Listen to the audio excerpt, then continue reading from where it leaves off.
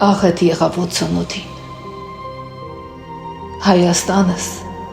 դարձավ ավերակ։ Վանքերը ղողանջներ լռեցին, ախ, տունս մնաց դատարկ։ Զոհ դարձան ծեր ու ջահել,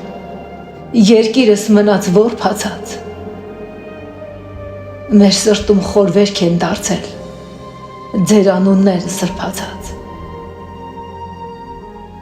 Չենք լսում էլ ղողանջներ նոր ավանքի, 7 վերքի, ընկեր են մեզ արցունքները, աղոթքս թող ձեզ հասնի։